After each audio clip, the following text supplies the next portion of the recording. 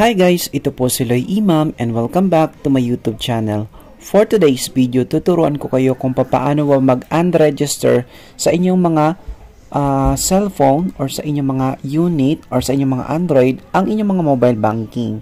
So ang unang gagawin natin ay pupunta po tayo sa ating mga mobile banking apps. Ayan, so Land Bank po kasi yung gamit ko guys. So click po natin po yung Land Bank. And password na lang po yung ilalagay ko.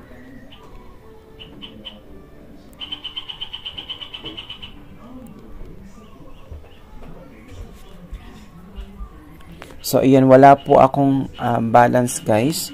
So pupunta po ako sa more. Dito sa more, ang makikita po natin ay settings. Ang settings po ay yung hahanapin natin, no? So click po natin yung settings. So, click po natin yung registered device. Ayan. So, kung nakikita nyo guys, nakaregister po yung mobile banking ko sa Land Bank. Dito po sa ating cellphone, sa Redmi Note 10 Pro. So, sa kalukuyan po ito nakaregister dito sa ating cellphone. So, click po natin ito siya guys. Ayan. Then, remove. Then request via SMS one-time PIN. Okay. So my PIN is 337689. 337689. So ganun lang po kadali guys mag-remove ng device sa ating mga mobile banking. So click po natin yung done.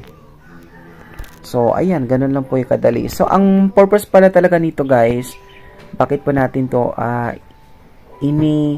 pinag-unregister sa ating mga mobile banking ay para madali lang po tayo mag-login sa ibang mga cellphone or phone or Android phone sa ating Land Bank mobile banking.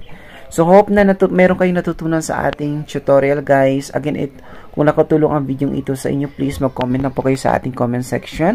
And please paki-subscribe and click the bell para kayo po ay ma-notify sa mga susunod pa nating mga videong i-upload. Again, ito po si Loy Imam. Maraming salamat.